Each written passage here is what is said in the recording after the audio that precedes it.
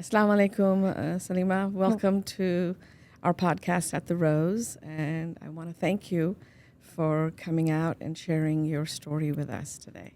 Walaikum assalam, Asma. I'm happy to be here and feel honored that you asked me to come and share my story.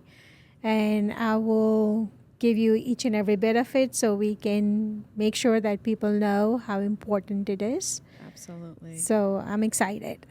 How long has it been since you are cancer-free? So I was diagnosed in October of 2015. So this October, it's going to be 10 years. Wow, okay. So it's been 15 years for me. So Congratulations. Yes, You're you a survivor. So that makes us survivor sisters. Yes, absolutely. So can you tell me a little bit about how and where your journey started with cancer and when the first time you were told that you have breast cancer? I would start a little further than that. I was in nursing school back home in Pakistan, and I finished my degree in 1998. And going through the nursing journey, you start learning about everything, of course, cancer. And I was doing my self-breast examination, and I felt a lump. So I went to Dr. Shaista that was in Al Khan University in Pakistan, and she examined me. And she said it was fibroadenoma, nothing to worry about, and just keep an eye. When I get pregnant, the lump is going to get bigger, and eventually it should come down back to its normal size. If it doesn't, I need to worry about it. So fast forward, in 2007, I was palpating my breast, doing self-examination after my menstrual cycle, and I felt the lump was a little bigger. So I went and got an examination done. They looked at it, still diagnosed with fibroadenoma, but I was anxious because I was growing older, my hormones are changing, I had 3 kids. It stayed in my mind. Can I ask you, when did you first feel the lump? How old were you? I was 19. You were 19. I was 19. Wow, okay. So, and then thereafter, you did your other exam when you felt it. Right. So in 2007, I said, I need to get this done. I went and had excisional biopsy done, which came out fibroadenoma. So I was happy, right? But to begin with, when they were testing, doing mammograms, they found out that my breasts were very dense, and I had a couple of fibroadenomas. But I had to keep an eye on it. And I kept following mammogram every year. In 2013, it seems like I was getting more of those fibroadenomas. Spreading more? Yeah. Was it from one breast to the other, or just? So both were dense, both had fibroadenomas. But I had an excisional biopsy done on the right. Now I started feeling more defined fibroadenomas. So I said, okay, what should I do? So I went back, being at UTMD Anderson as a nurse. Right. I scheduled my appointments with them. Okay. So they started following me with mammogram and with ultrasound. And they said, we have to do it both to make sure that it doesn't change. Right. So in 2015, in July, I had my ultrasound. That was my last ultrasound, and they were going to move me to only having mammograms. Okay. In September, I was visiting my daughter in Boston. She was in school, so we had friends and family weekend. And that week, I felt something very superficial. Okay. And I said, little different, Doesn't feel not that right. deep. Yeah. It's moving. So I went to see my daughter, and I told her, I said, hey, I'm feeling something, but I've been through so much. It's fibroadenoma, nothing to worry about.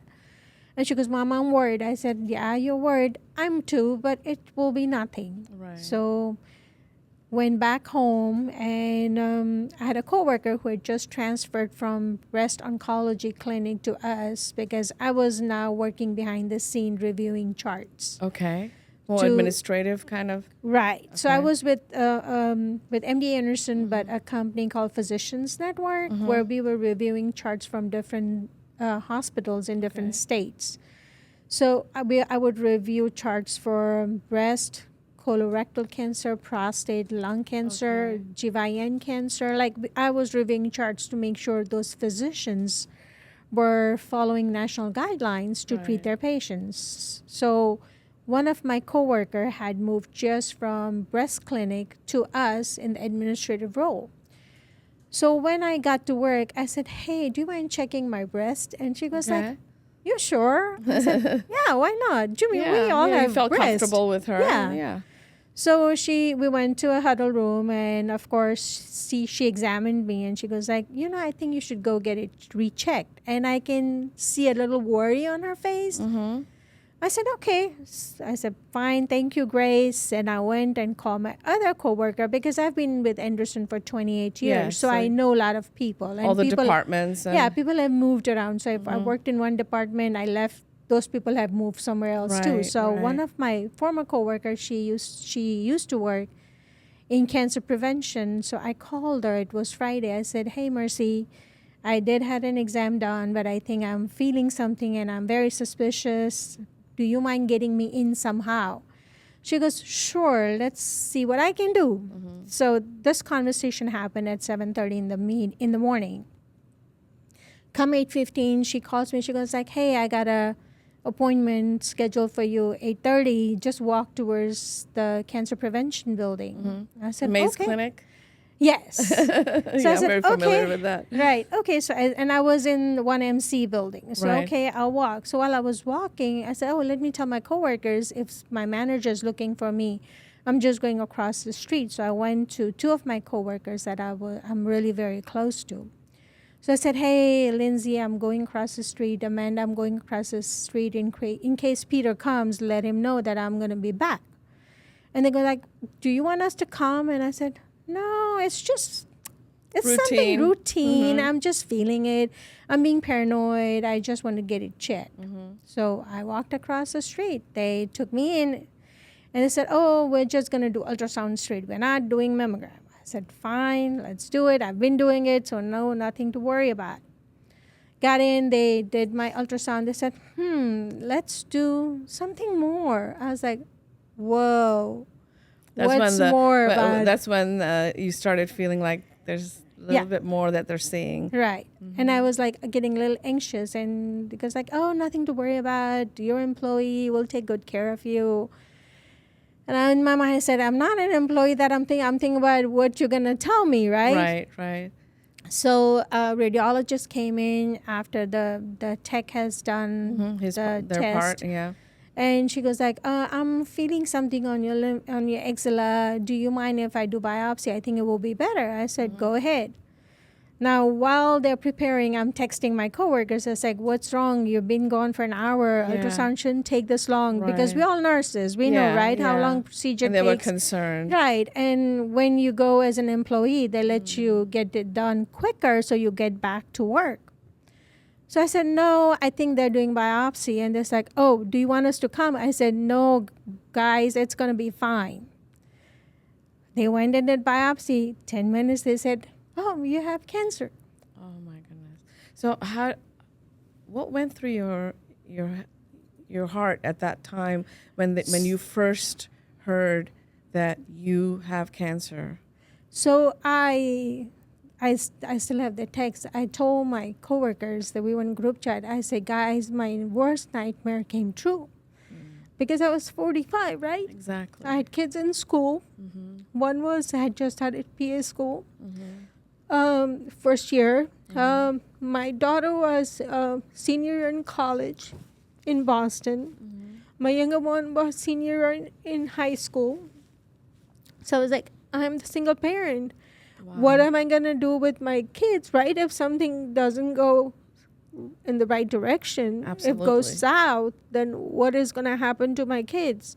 They have goals and visions to become professionals. They want to be on their full potential on what they are thinking, right? So I was like, oh my God, it's not looking great. Right. You know, it's so funny when you first get diagnosed, you don't even think about yourself. You think about your children. Yes. That's your first motherly, I guess, the bond that we have with our children, we worry about them.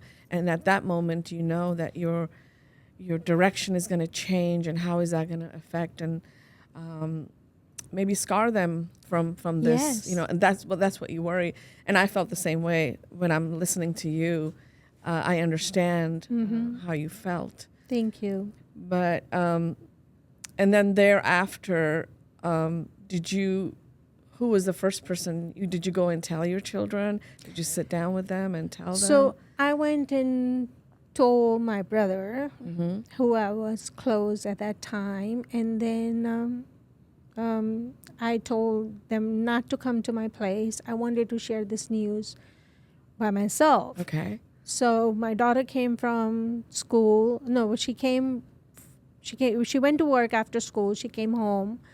I waited for my son to drive from UTMB Galveston. He drove in, and then we went for dinner. They ate. I didn't eat. He was like, "Why aren't you eating?" I said, "Oh, I had a big lunch." However, I had no food the whole day because I was thinking how I'm going to the anxiety. share this news and how they're going to take it, right? So came home, and he goes, "Oh, I'm going to go see my dad." And I was divorced. I had gone through divorce a few years prior to that. So it was like two household, right?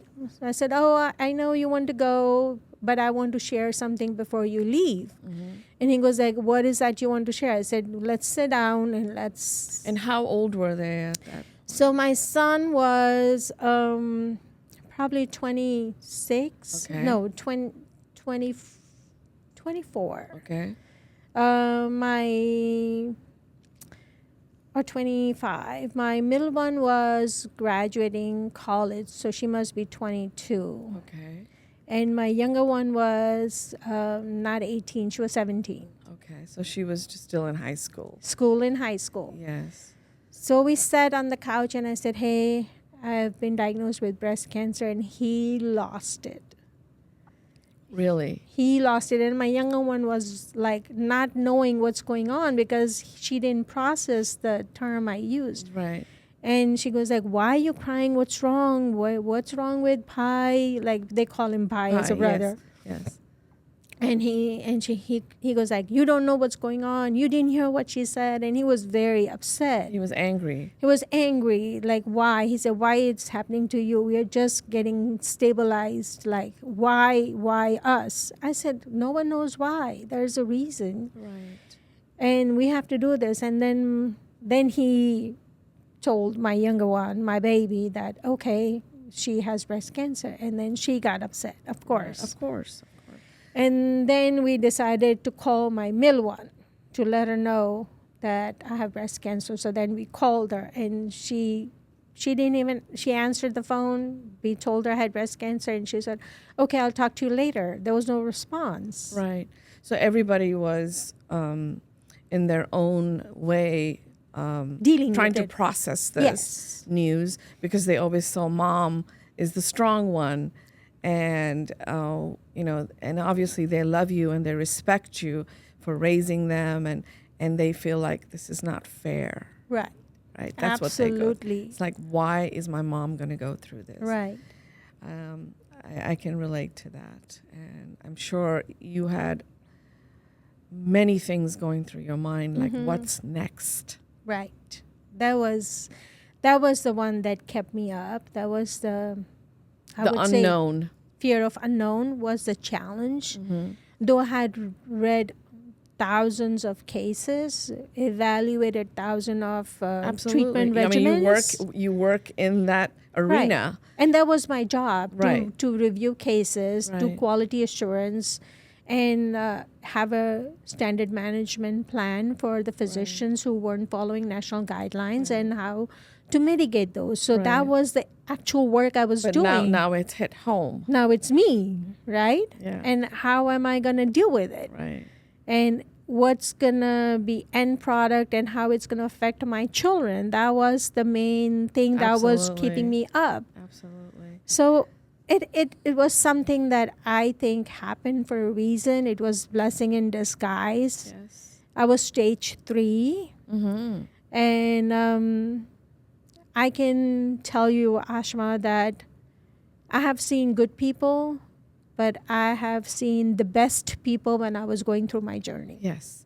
It's amazing when you're going through that challenge, how you find out who is who, right? And you also find out who is who not. Yes, absolutely. You know what I'm, and you want to keep those people that are positive, that's gonna, heal you through this journey. Yes. And you quickly learn to sort of put yourself in this safe space, because you almost have to, and say, time out, I need to take care of myself now. Initially, you're completely lost. You can't. I remember, I don't know if you went through this or not, but after your biopsy, I'm sure you had a visit with the doctor, and you feel like you're in a tunnel. I don't know. How did you feel? So my story doesn't end with one biopsy. Oh, dear. So once I went home, got my ducks in a row with the children, Monday morning, my vice president of my company reached out to the breast surgeon to Okay. get me in. Okay. Like everybody, from the president to the receptionist, Right. was They on all my came journey. together. They came together. Awesome. So they have to do staging to see exactly Yes. what stage I am before they tell me, regardless being lymph node being Right. positive, That sets right? the stage. That's the standard. That's the basic starting point. So I went through MRI, and I still remember when I walked in, I said, I can't do this MRI. I have done MRIs with my patients because I used to be a nurse for brain cancer, and I would take my patients to MRI all day long, like 365 days. But when it came to me, I said, I can't do it. So one of my good friend, MRI technician, he stayed with me while I was getting my MRI done. And I had to sign a waiver that he's not my family. I will be exposed. My breast will be exposed, and he can see me, and I'm fine. I said, I can sign any paper, but I want Stanley with me. Right. He's not Muslim. Yes. He's someone I have But gotten to know him. You feel Yeah. the comfort level. Yeah, he was my comfort at that time. He's not going to judge you. He's No. gonna support you Right. through this journey, right? So they did my MRI, and come to find out there was a spot on my left breast. So initially it was in my right breast and axilla, and ended up being in my left breast as well. Wow. So they had to do a biopsy on the first day of my chemo to make sure that it's the same type of cancer. Right, because each cancer is different. Different. The cell type is different. Yeah. So which cell type did you have? So I had invasive ductal carcinoma. Okay. And negative for So estrogen. my ER was 13%. That's not negative, not positive. So they kind of treated it as in between. So I went through all three regimen for treatment modalities. So I went through 5 months of chemo. Okay. So that's what you had the chemo first. Right. To shrink it. To shrink my lymph nodes, right? Because if they would not do it, then I have to do chemo after. Exactly. So they did chemo for 5 months. Then I went, and since it was in both breasts, I had already made up my mind to get mastectomy done. Okay. Even before knowing that it was in another breast. So I went through bilateral mastectomy. However, research shows that you don't need. No, the outcomes are Pretty much the same. But for some reason, I don't know how you felt, but I felt like I didn't want to live on the edge, continuously going surveillance and having mammograms and all this stuff. So I thought, for me, that was peace. So I don't know if that's the determination you made with your decision. Yes. Okay. So that was my key point. I did not want it to go through the same journey because my kids were at an age that they were trying to figure their destiny out. They were trying to have their professional career put in that place. was a very, that's a growing time. Right. So I told that when I had a meeting with my breast surgeon, I told her I wanted bilateral mastectomy. And she said, I want you to think about it. So when I went to work, I used to work with 2 renowned breast surgeons in my team. And they took me in their office and they said, Salima, there's no need. Please don't do it because you're going to regret it 10 years down the road. And you're young, you might find someone. This is something makes you a woman. You don't Right. get it right now. And I said, Dr. Ames, this is something is for peace of my mind Right. because I don't want breast tissues. If the person comes along in my life, he will accept me for who I am. Right. And this is something will give me, in my mind, guarantee that I'm not going to have this again in the same place. So I just want to go with it. Wow. And I did go with it. You did. Okay. I did. And then I went through reconstruction. But before that, I went through 5 weeks of radiation. Okay. So you had chemo, radiation, and then surgery. No, surgery and then radiation. And then radiation. Okay. So first of all, I want to say you are a true survivor. You're a Thank you. soldier. Thank you. Okay. And to be alone in your journey, I commend you Thank for you. being able to have that strength. Who do you think in your family was your biggest strength? My children. Your children. My children. Yes. My children. They're the ones that are the healers. Yes, because from the day I was diagnosed, my middle one, she wanted to leave everything. Last year of college, she wanted to take a year break, course, come take care of me. I said, no, this is your battle, you fight. This is my battle, I fight. No one is leaving anything. Everyone is going to finish school. I'm going to get my treatment done, and we'll get back together as a whole. Right. And Ashma, I will tell you that that girl, we would talk once a week before my journey because she was so busy. But she made a point that she will call me every single Yes. day just to say, hey, Mom, what are you doing? And 2 you know- minutes, done. Do you feel that the boys react differently than the girls? I don't think so. No. No. See, my daughter. I don't know about your daughter, but she was very concerned, always there, wanting to do everything. And my son was, I guess, he was just carefree. He was so little, so I'm not sure whether you saw the difference in your, your son and your daughter, how they, responded afterwards with the healing process. So, healing process, I can see it's different. But during the journey, my son was there. Like even when when I went through my surgery, it was a 9-hour surgery. Right. So, and he was at UTMB, and my Okay. surgery was supposed to start at noon, and I would not get done till 9 p.m. And it was on a weekday, of course, right? They don't do big surgeries on weekends. No. So he kept asking me that if he could come for surgery straight from UTMB, From UTMB. stay till I get back conscious and then go back. I said, that doesn't make sense. You stay there, you check with your sister, and they'll update you. And my Right. brother was there. I Right. said, you check with your uncle and they'll update you. There's no need. Don't come. Even that day, my daughter went to high school. She did go to school. And from school, she came to MD Anderson for my surgery.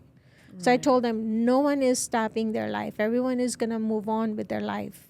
I can do this. And Wow.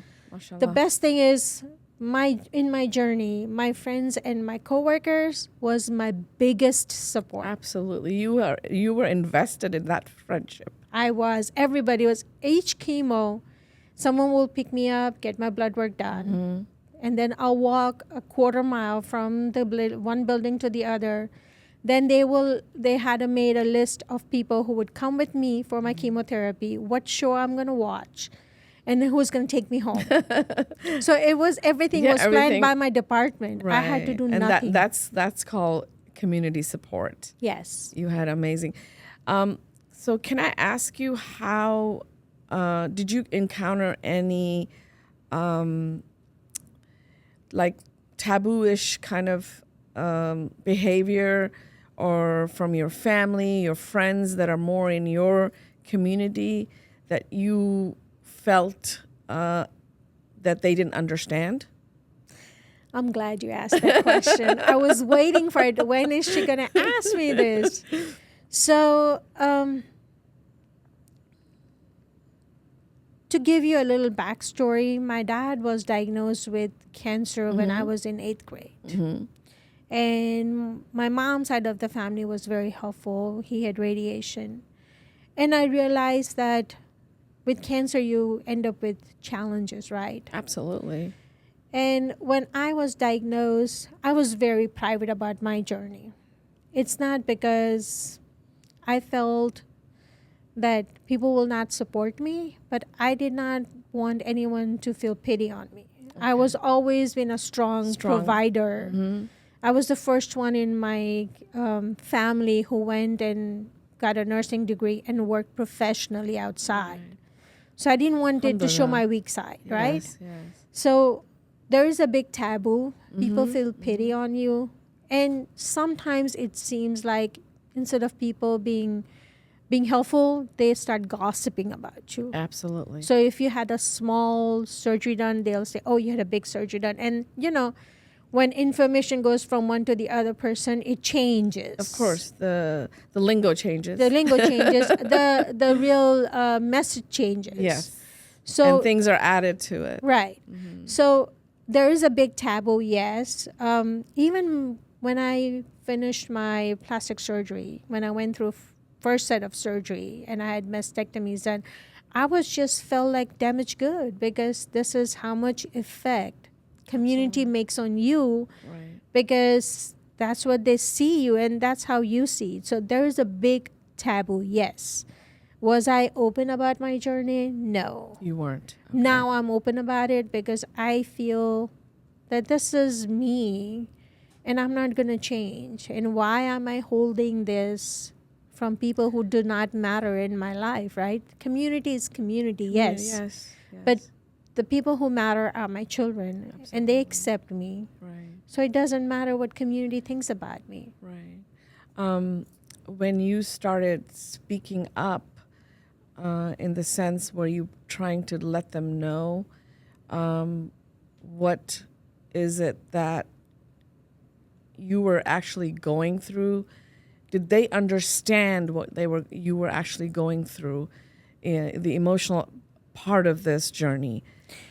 Were they sympathetic towards that? They were empathetic, I should say, not sympathetic. They were empathetic. But Okay. I was really in a close-knit people. Like my children knew, my siblings knew, and one of my uncle that I treat him like at a place of my parents because he's the younger brother of my mom, my uncle, and I told his family. So Okay. his family knew and they knew, and they were very supportive. They were. Okay. So if you were to give a message to your community about breast cancer, what is the one message that you would like to give them to let them know that it's okay to talk about this and why? First of all, I would say we should encourage people to get breast screening done. That's Which something I we don't do. commend you for that because you were on top of it. Right. I had to because I had children. It wasn't me by myself. So the first message I will give to the community is please go get your screening done. It's very important. You want to know what's going on in your body. If you don't know, how can you predict 10 years from now it's going to happen with your family, right? Or yourself? Just be aware of your own body. Exactly. Get screening done. Second, if you find something is going on or something is diagnosed, it's better to go share with people you feel confident about. Absolutely. Because those are the people who are going to be there to support you. Right. And then if you're open to share it. There's nothing wrong with it. This is not something you did wrong to yourself. It No. happened. Right. It is something that was going to happen now or 10 years down the road. But if you're open about it, you let people know that this is manageable disease. You can get through it. And you can come victor on the other side. You don't have to stay a victim. You're not a victim in this situation. You're going through the process to become a victor. Right.